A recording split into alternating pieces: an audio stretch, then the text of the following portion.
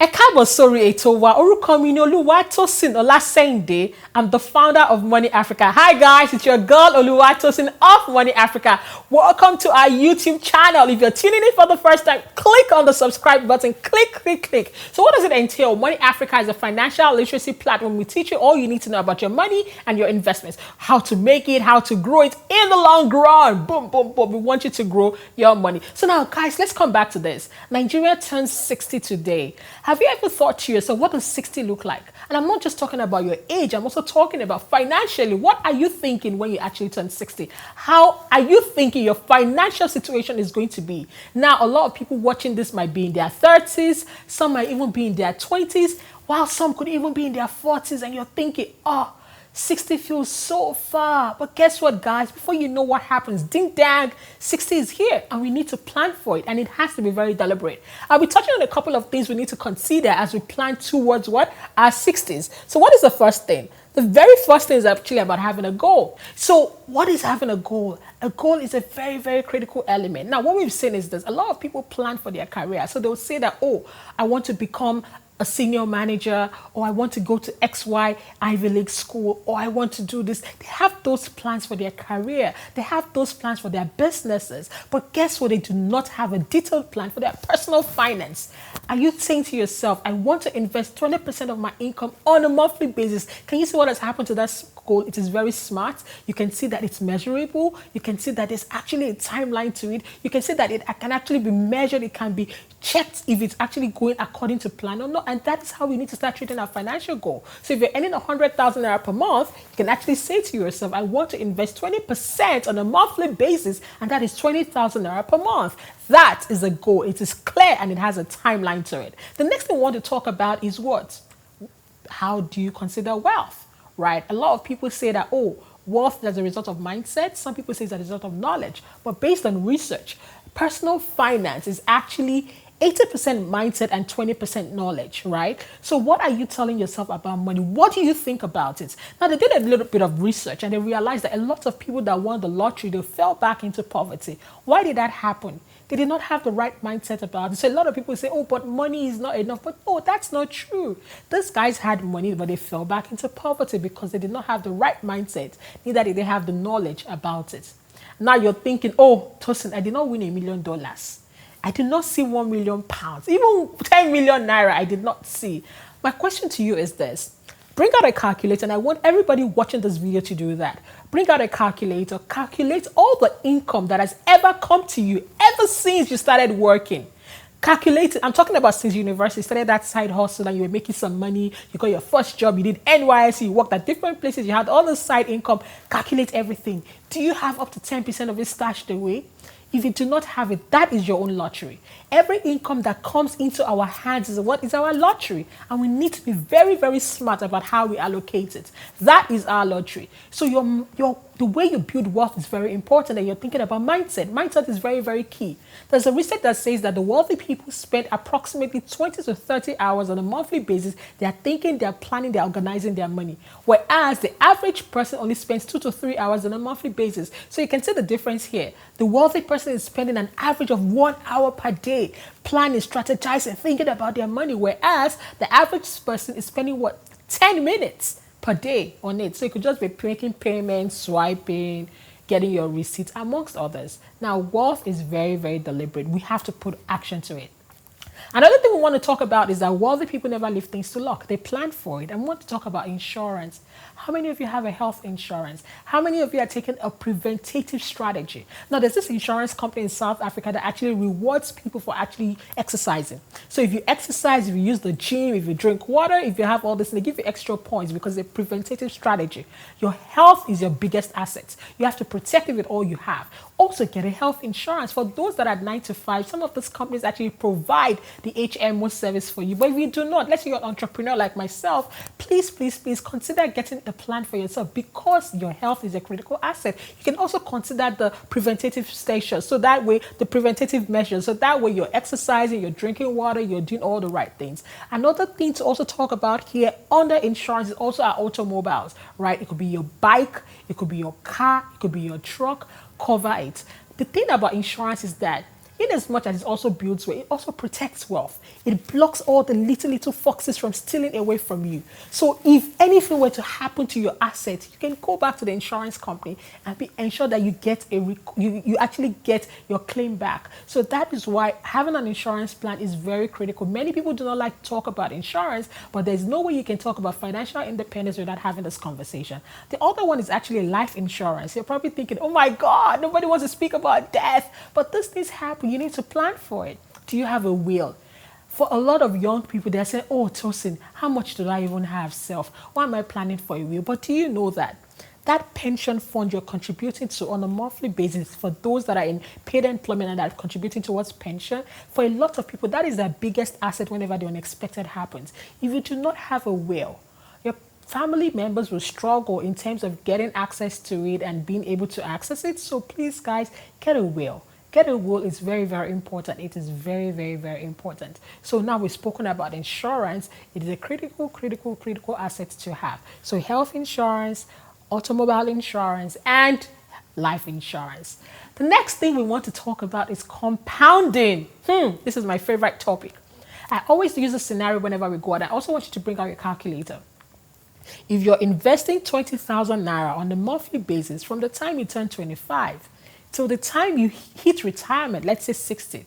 Now, stay with me. The exercise is this. You're investing 20,000 Naira on a monthly basis and you're earning 10% per annum. What's going to happen? Ding dang, guess what the number is when you hit retirement? Every time we do this exercise, people say 9.8 million, 10.6 million. Those are the famous numbers. But I also want you to try. I'm trying to buy time. Go ahead and try it. Guess what the number is? Guess. 211 million. Just by doing 20,000 Naira on a monthly basis. Now, guess what? If you did not start in your 20s and you started in your 30s instead, guess how much you're going to have? You're going to have 76 million. So by the virtue of you starting late, you're losing 135 million just because you started 10 years later. So time is a critical component here. Time is very important. And if you're watching this video and thinking to yourself, oh my gosh, Tosin, I'm in my mid-30s. I'm already 40. Is it too late? No, it's not too late. If that same person in their mid-30s were to start and started contributing this at 50,000 Naira instead of 20,000 Naira, they will catch up with the person that started earlier. So you can double your horse in order to catch up for the time you've lost by starting late. The summary of this conversation about long-term compounding is to show you that there are three critical elements here. Number one, you have time. Time is very important. Number two, interest rates. If we don't have interest rates, whatever we're contributing is as good as us putting the money underneath our bed and then we see inflation. Inflation will come and grab out of it, and we don't want that. We need to be able to fight inflation so that we protect the purchasing power of our money. If you're looking for where to invest in the long run, you can come on www.getladder.com and you can start investing. You will earn nothing less than 10% per annum on a savings account, which is very, very safe. Now, let's go back to it. Now you're thinking, Tosin, you're saying that if I actually start in my 20s, I could walk away with 211 million. You're saying that if I were doing it in my mid-30s, doing 50K on a monthly basis, right, I can surpass or even catch up with the person that started in their 20s, right? But you're also thinking, look at the Naira to the dollar, look at the currency risk. We did a research. In 1990, the Naira to the dollar was 7 Naira 90 kobo. So just by the virtue of time passing and the Naira depreciating, it's losing nothing less than 13.6% per annum. Yes, just by the virtue of time passing. Now you're thinking to yourself, I should definitely have some exposure to the dollar because 211 million might sound like a very big amount of money now. But how about if we hit our 60s and the Naira to the dollar turns to what, 5,000 Naira to the dollar? I hope not. I'm just talking about projecting those numbers and looking at what could happen when we hit 60. Then if you were investing in just Naira, you would have seen that a huge chunk of your asset has been eroded because of currency depreciation. So you're also thinking, how can I invest in dollars? You can also invest in dollars on www.getladder.com. You have the option of the Euro bond that could give you approximately anything between 6% to 7%, but it changes based on what is happening in the markets. So you can see that investing in dollars is also very critical, and it's never too late to start. For a lot of people that want to start investing in dollars, they start getting worried too soon. I don't have up to $10,000. I don't have up to $1,000. That's not a problem. With as little as $50, you can get started, start from somewhere, start building the muscle. It's a muscle. So now that we've spoken about the power of long-term investment, how it grows over time, the next thing we want to talk about is having a budget. How many of you have a budget? I remember when I started working, I used to live from hand to mouth. I struggled with my finances, although I had a background in accounting and I had a finance degree. I struggled with those numbers. So I could understand my numbers, but my personal finance was different. And that is why we keep saying personal finance is actually 80% mindset. It's more of a habit as opposed to the knowledge. The knowledge is critical, but it's more of a habit. And that's why we keep encouraging you to inculcate the right habits. So how many people have a budget? There's a very, very famous budgeting strategy that is called a 50-30-20. A 50-30-20 basically means that you're allocating your income in different buckets. When I talk about income, I'm talking about what is left. Like you have here, your 50% goes towards your essential needs. So you're talking about things that you need to survive. So things like rent, things like electricity, things like food. And when I'm saying food, not restaurant food, I'm talking about food that you can actually make at home, right? So things that are essential to you, right? 30% we're looking at things that are what luxury. So it could be restaurant food, it could be Ashore a B, it could be getting your makeup done, it could be hanging out with the girls, it could be hanging out with the guys, it could be traveling. All of those fall under your non-essentials. Then you have your third category, which is your investment, and they're recommending a 20% allocation towards that. Now the thing is this, right? Whenever we're talking about investment, my argument is this: if you're a high income earner, try not to sit down on 20% of your income. The argument behind this is this. Let's do a quick example. If you were earning 100,000 naira, then you got professional exams, you dazzled your boss, you applied elsewhere, you did all those strategies, and then you got an increase in your income. So your income goes from 100,000 naira to 250,000 naira. Now stay with me. If you stayed on that 20% per annum that you were investing, per month that you're investing, 20% of 100K is how much? 20,000 naira. 20% of 250,000 naira is how much? 50,000 naira. Stay with me. What has happened is that your expenses increased from 20,000 naira to what? 50,000 naira. Just 30,000 naira increase. Just 30,000 naira increase. But what happened to your expenses? Your expenses grew from the 80,000 naira all the way to what? To 200,000 naira. So you're seeing here that your investment grew by just 30,000, whereas your expenses grew by 120,000. And that, guys, is what they call lifestyle inflation. So when people earn more, they want to show themselves, like, I'm here, I'm in town. And that's not necessarily a bad thing. I mean, why are we making money anyways? It's actually okay to actually spend. It's okay to enjoy life. You want to live in a nice place. You want to wear nice things, But we do not want to do it at the detriment of our investment. That's why we always preach balance. The whole purpose of this is purposeful living, balanced living.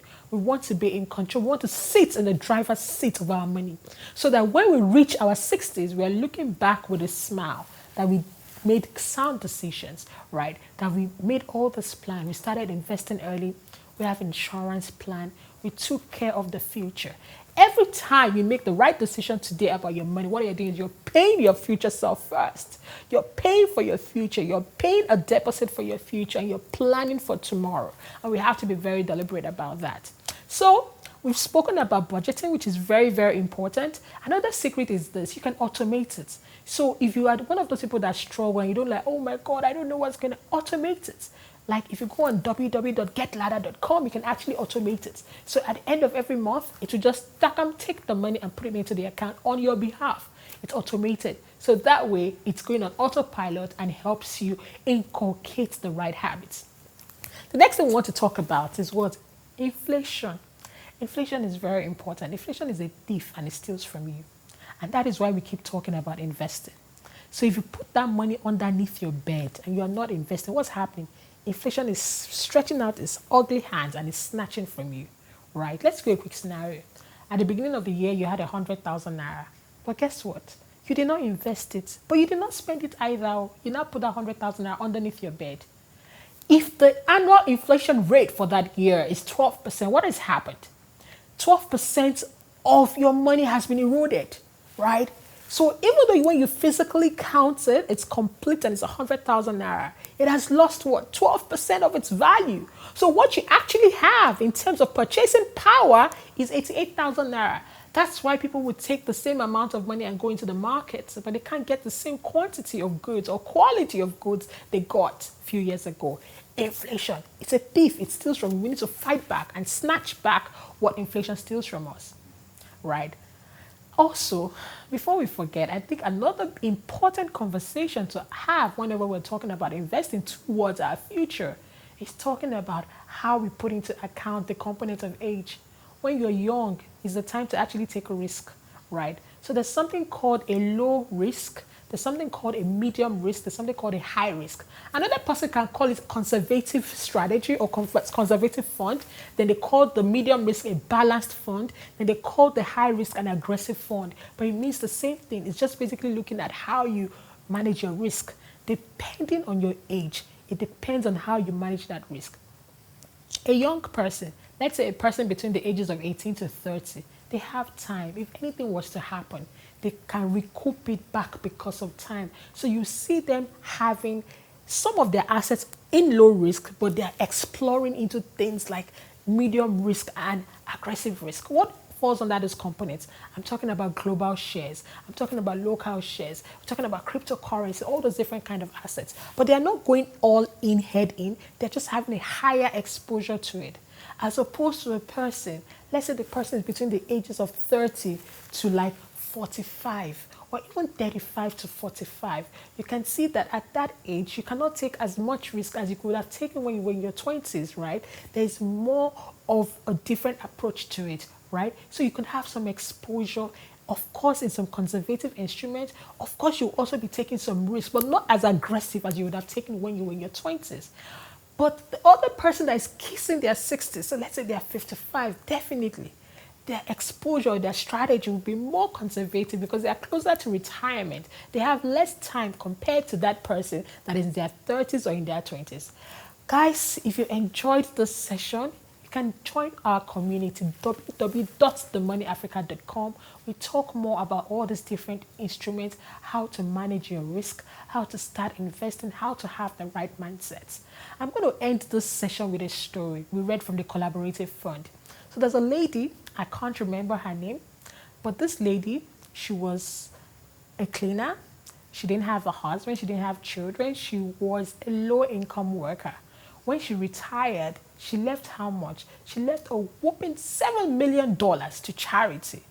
Now, the same time this woman died and left money to charity, what happened? There was another gentleman. This same man finished from Harvard. He was a vice president of Merrill Lynch. But guess what? He was having a foreclosure for his homes. He didn't have anything to fall back on. I think it was just the furniture in his house that he had left. He blamed the economic crisis to his situation. But guess what, guys? It wasn't the economy. It was simply a difference in strategy. The other lady, what she did was she was investing regularly, leaving it to compound. You know, we spoke a lot about long-term investing. It's like putting a bucket underneath the leaking tap. Many people don't leave that bucket to fill up. What happens is that they keep going back there to scoop water out of it. But we need to have a mindset that we just leave our investment bucket underneath the leaking tap so that tip, tip, tip, tip, eventually the bucket fills up. Slow and steady wins the race. There is so much growth in compounding. But many people don't. The minute the bucket starts with a boom, they go and fetch it. The minute the bucket starts with a boom, they go and fetch it. So if I leave you with nothing, I want you to change your mindset about money. Join a community. We have a community for you.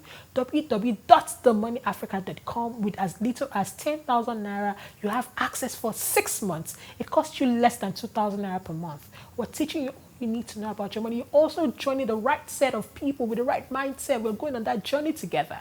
I want you to remember that with investing, it is a marathon, not a sprint. It's a long-term race. Come and take that journey with us. You can also start your investments on www.getladder.com.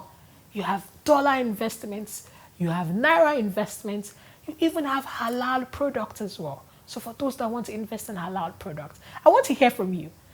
I enjoyed speaking to you. Tell me, what do you think your 60 is going to look like financially? I want to hear from you. Come into the comment section. Let us know what you think about. And if you have not subscribed, click here on the subscribe button. If you're watching this show on any other platform, you can go to our YouTube station, Money Africa. We're also on Instagram as Money Africa. We're on Twitter at The Money Africa. We're on Facebook as Money Africa. We want to hear from you. We want you to join our fellowship of strong, committed members and let us taste this journey together. Thank you.